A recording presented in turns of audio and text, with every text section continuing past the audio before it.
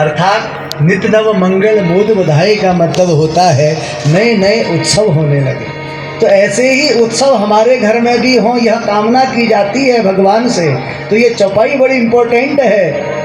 जिनके विवाह नहीं हुए हों वो इस चौपाई के द्वारा अखंड रामायण का पाठ करें, संपुट यही चौपाई लगाए। तो समय व्यतीत हुआ, धीरे धीरे अब ये मंथरा है, अब इसका तो मन स्थिर है नहीं। राम जी को वनवास हो गया। अब राम जी को वनवास हो गया तो चित्रकूट पहुंचे।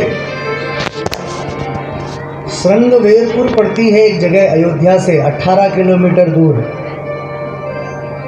सरयू को पार करके जाना होता है। फिर वहीं से चित्रकूट को एक रास्ता निकला है, तो वहाँ पहुँचे। फिर वहाँ से नासिक पहुँचे।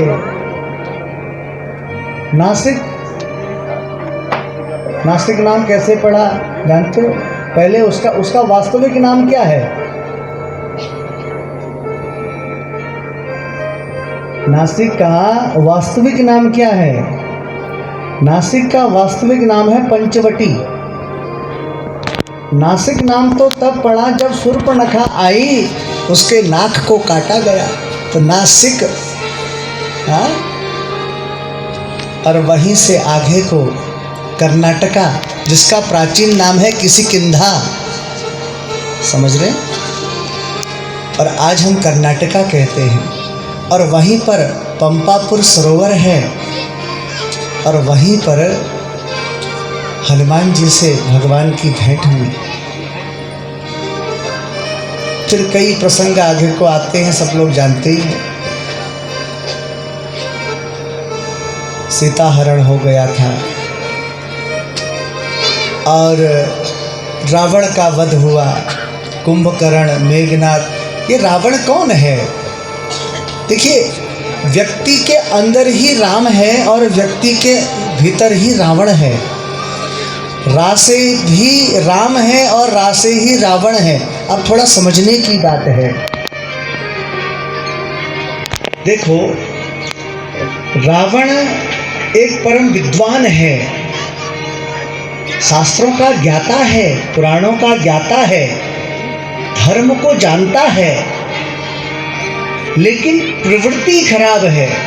मैंने एक बात बताई ना, सुनीति और सुरुचि की एक बात कल आई थी, वही दो मन हमारे भी है, सुनीति या सुरुचि। वैसे ही रावण का जो भीतरी तत्व है वो ज्ञान से भरा हुआ है, लेकिन बाहरी तत्व जो है वो अभिमान से भरा हुआ है। ज्ञान में अभिमान आ जाता है तो वो ज्ञान शून्य हो जाता है। ध्यान दीजिएगा, ज्ञान में कभी अभिमान नहीं करना चाहिए।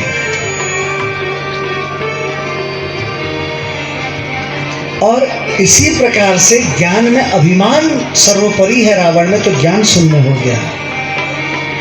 और जहां ज्ञान शून्य हो जाता है तो फिर वह दुष्कर्म करने के लिए ललाहित हो जाता है, दुष्कर्म करने के लिए प्रेरित हो जाता है। और जो दुष्कर्म करता है उसका अंत निश्चित है।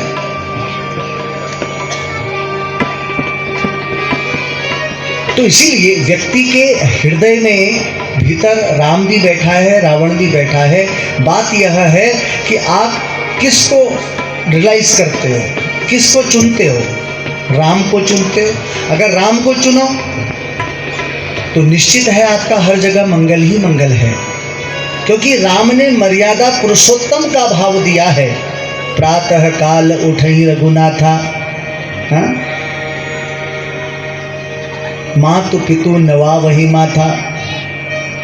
जो एक नियम सारणी बनी हुई है हमारे सदाचार में, तो वो राम जी ने की। राम जी का चरित्र अनुकरणीय है। हम राम जी के चरित्र से सीख ले सकते हैं।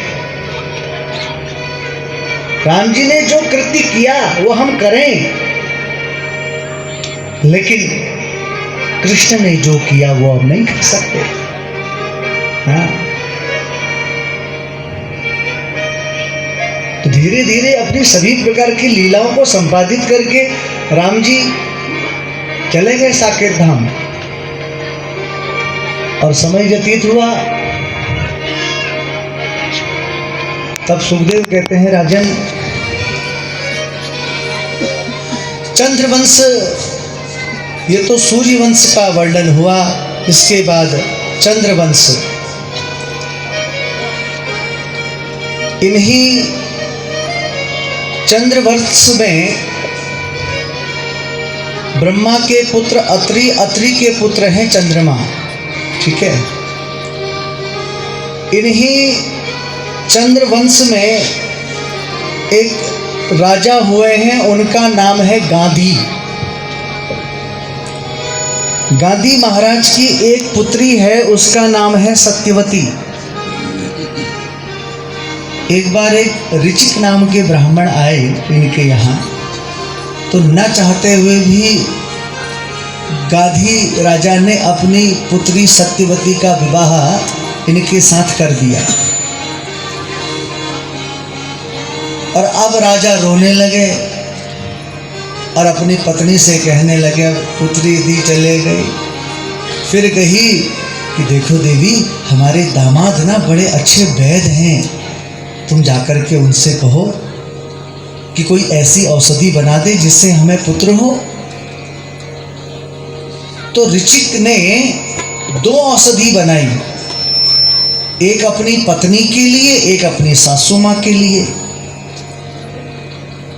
लेकिन भाग्यवश वो दोनों औषधि अदली बदली हो गई। जो ऋचिक ब्राह्मण की पत्नी ने खानी थी औषधि, वो सासू माँ ने खानी, और सासू माँ ने जो खानी थी वो ब्राह्मण पत्नी ने खा ली।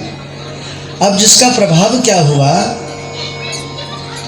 ऋचिक नाम जो गांधी हैं, इन्हें जो पुत्र हुआ वो क्षत्रिय वंश में भी ब्राह्मण हुआ, और जिसका नाम विश्वामित्र। और ऋचिक